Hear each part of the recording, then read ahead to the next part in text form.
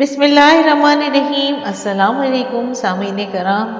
آج کا بیان مسلمانوں کی حبشہ کی ہجرت اور شاہ ابی طالب میں قید ہونے کے بارے میں ہے۔ مسلمانوں کو اور ان کے سردار فخر دو عالم صلی اللہ علیہ وآلہ وسلم کو جب کفار سے تکالیف پہنچ رہی تھیں اور آئے دن ان میں بجائے کمی کے اضافہ ہی ہوتا رہا، تو حضور اکرم صلی اللہ علیہ وآلہ وسلم نے صحابہ رضی اللہ تعالیٰ عنہ کو اس کی اجازت فرمائی کہ وہ یہاں سے کسی دوسری جگہ چلے جائیں، تو بہت سے حضرات نے حبشہ کی ہجرت فرمائی۔ حبشہ کے بادشاہ اگرچہ نصرانی تھے اور اس وقت تک مسلمان نہیں ہوئے تھے، مگر ان کے رحم دل اور منصف مزاج ہونے کی شہرت تھی۔ چنانچہ نبوت کے 5ویں برس رجب کے مہینے میں پہلی جماعت کے 11 یا 12 مرد اور 4 یا 5 عورتوں نے حبشہ کی طرف ہجرت کی، مگر مکہ والوں نے ان کا پیچھا بھی کیا کہ یہ نہ جا سکے، مگر یہ لوگ ہاتھ نہیں آئے۔ وہاں پہنچ کر ان کو یہ خبر ملی کہ مکہ والے سب مسلمان ہو گئے اور اسلام کو غلبہ ہو گیا۔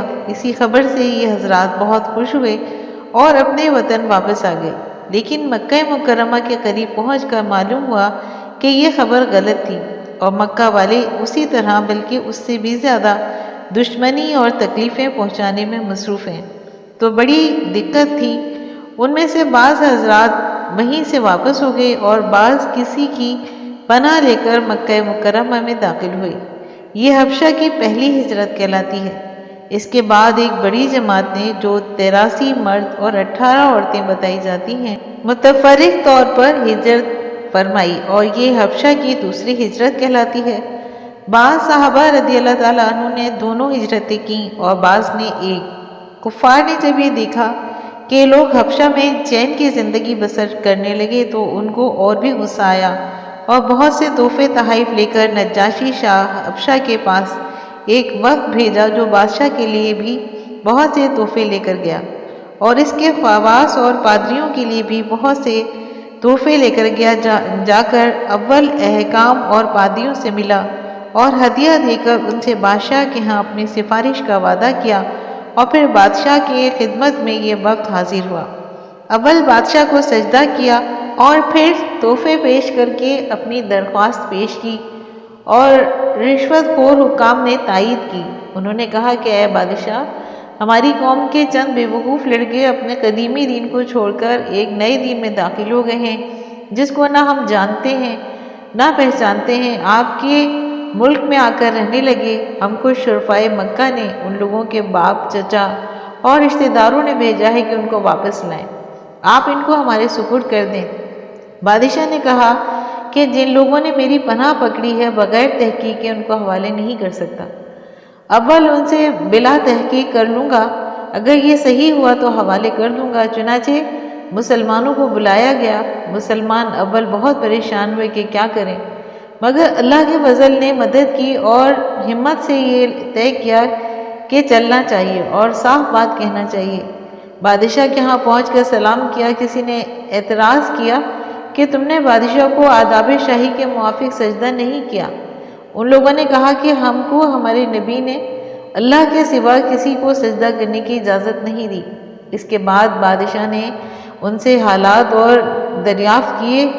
حضرت جعفر رضی اللہ تعالیٰ عنہ نے آگے بڑھے اور فرمایا کہ ہم لوگ جہالت میں پڑے ہوئے تھے، نہ اللہ کو جانتے تھے نہ اس کے رسولوں سے واقف تھے، پتھروں کو پوجتے تھے، مردار کھاتے تھے، برے کام کرتے تھے، رشتہ داروں کو توڑتے تھے۔ ہم میں کوئی بھی شخص ہوتا تھا تو ضعیف کو ہلاک کر دیتا تھا۔ ہم اسی حال میں تھے کہ اللہ نے اپنا ایک رسول بھیجا، جس کے نسب کو، اس کی سچائی کو، اس کی امانت داری کو، پرہیزگاری کو ہم خوب جانتے ہیں۔ اس نے ہم کو ایک اللہ وحدہ لا شریک کی عبادت کی طرف بلایا اور پتھروں اور بتوں کے پوجنے سے منع فرمایا۔ اس نے ہم کو اچھے کام کرنے کا حکم دیا، برے کاموں سے منع کیا۔ اس نے ہم کو سچ بولنے کا حکم دیا اور امانت داری کا حکم دیا، صلہ رحمی کا حکم کیا، پڑوسیوں کے ساتھ اچھا برتاؤ کرنے کا حکم دیا، نماز، روزہ، صدقہ، خیرات کا حکم دیا، اور اچھے اخلاق، تعلیم کے اور بدکاری، جھوٹ بولنا، یتیم کا مال کھانا، کسی پر تہمت لگانا اور اس قسم کے برے اعمال سے منع فرمایا۔ ہم کو قرآن پاک کی تعلیم دی ہم اس پر ایمان لائے اور اس کی فرمان کی تعمیل کی جس پر ہماری قوم ہماری دشمن ہو گئی اور ہم کو ہر طرح ستایا۔ ہم لوگ مجبور ہو کر تمہاری پناہ میں اپنے نبی صلی اللہ علیہ وسلم کے ارشاد سے آئے ہیں۔ بادشاہ نے کہا کہ جو قرآن تمہارے نبی صلی اللہ علیہ وسلم لے کر آئے ہیں وہ کچھ مجھے بھی سناؤ۔ حضرت جعفر رضی اللہ تعالیٰ عنہ نے سورہ مریم کی اول کی آیتیں پڑھیں جس کو سن کر بادشاہ بھی رو دیا اور اس کے پادری بھی جو کثرت سے موجود تھے سب کے سب اس قدر ہوئے کہ داڑیاں بھی تر ہو گئیں۔ اس کے بعد بادشاہ نے کہا کہ خدا کی قسم یہ کلام جو کلام حضرت موسیٰ علیہ السلام لے کر آئے تھے ایک ہی نور سے نکلے ہیں، اور ان لوگوں سے صاف انکار کر دیا کہ میں ان کو تمہارے حوالے نہیں کر سکتا۔ وہ لوگ بڑے پریشان ہوئے کہ بڑی ذلت اٹھانا پڑی۔ آپس میں اصلاح کر کے ایک شخص نے کہا کہ کل میں ایسی تدبیر کروں گا کہ بادشاہ ان کی جڑی کاٹ دے۔ ساتھیوں نے کہا کہ ابھی ایسا نہیں کرنا چاہیے، یہ لوگ اگرچہ مسلمان ہو گئے ہیں مگر پھر بھی رشتہ دار ہیں۔ مگر اس نے نہ مانا۔ دوسرے دن پھر بادشاہ کے پاس گئے اور جا کر کہا کہ یہ لوگ حضرت عیسیٰ علیہ السلام کی شان میں گستاخی کرتے ہیں، ان کو اللہ کا بیٹا نہیں مانتے۔ بادشاہ نے پھر مسلمانوں کو بلایا۔ صحابہ رضی اللہ تعالیٰ عنہ فرماتے ہیں کہ دوسرے دن کے بلانے سے ہمیں اور بھی زیادہ پریشانی ہوئی۔ بہرحال گئے، بادشاہ نے پوچھا کہ تم حضرت عیسیٰ علیہ السلام کے بارے میں کیا کہتے ہو؟ انہوں نے کہا کہ وہی کہتے ہیں جو ہمارے نبی صلی اللہ علیہ وسلم پر ان کی شان میں نازل ہوا کہ وہ اللہ کے بندے ہیں اور ان کے رسول ہیں۔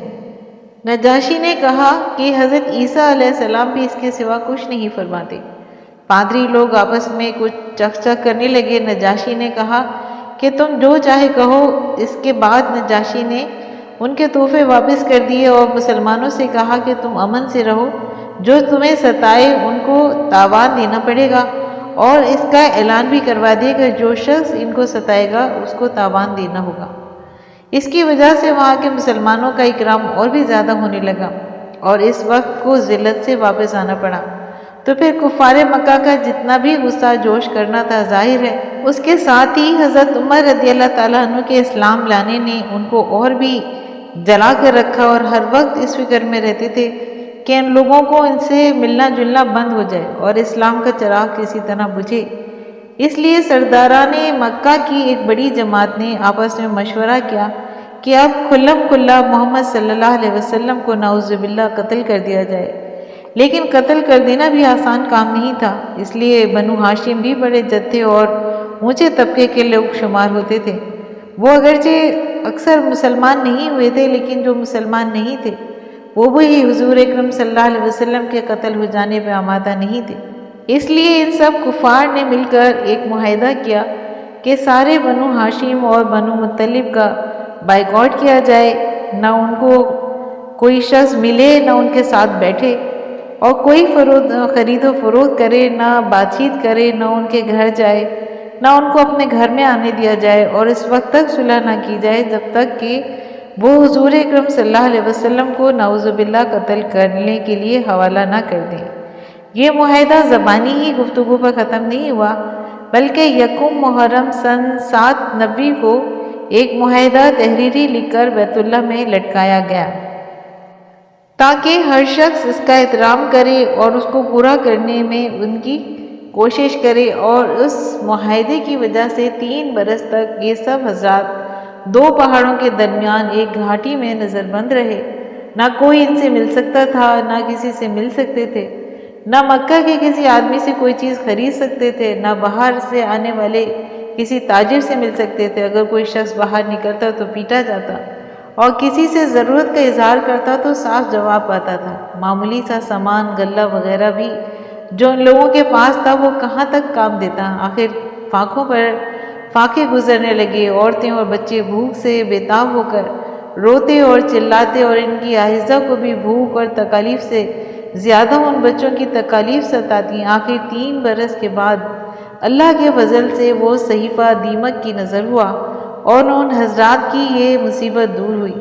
3 برس کا زمانہ ایسے سخت بائیکاٹ اور نظر بندی میں گزرا، اور ایسی حالتیں ان حضرات پر کیا کیا مشقتیں گزری ہوں گی کہ وہ ظاہر ہے، لیکن اس کے باوجود صحابہ کرام رضی اللہ تعالیٰ عنہم اجمعین نہایت ثابت قدمی کے ساتھ اپنے دین پر جمے رہے، بلکہ اس کی اشاعت فرماتے رہے، اور یہ تکالیف اور مشقتیں ان لوگوں نے اٹھائی ہیں جن کے آج ہم نام لیوا کہلاتے ہیں، اپنے آپ کو ان کا متبع بتاتے ہیں اور سمجھتے ہیں کہ ہم لوگ ترقی کے باب میں صحابہ کرام رضی اللہ تعالیٰ اجمعین جیسی ترقیوں کے خواب دیکھتے ہیں، لیکن کسی وقت ذرا غور کر کے یہ بھی سوچنا چاہیے کہ ان حضرات نے قربانیاں کتنی فرمائی ہیں، اور ہم نے دین کی خاطر، اسلام کی خاطر، مذہب کی خاطر کیا کیا کیا ہے۔ کامیابی ہمیشہ کوشش اور صحیح کے مناسب ہوتی ہے، اور ہم لوگ چاہتے ہیں کہ عیش و آرام، بددینی اور دنیا طلبی میں کافروں کے دوش بدوش چلیں اور اسلامی ترقی ہمارے ساتھ ہو۔ یہ کیسے ممکن ہو سکتا ہے؟ سامعین کرام، امید کرتی ہوں کہ آپ کو میرا آج کا یہ بیان پسند آیا ہوگا۔ اگر آپ کو یہ بیان پسند آیا ہے تو آپ اپنے چینل فضائل اسلام کو لائک اور سبسکرائب کیجیے اور ساتھ لگے بیل آئیکن کو پریس کیجیے تاکہ آنے والی نئی ویڈیوز کا نوٹیفیکیشن آپ کو سب سے پہلے ملے۔ شکریہ۔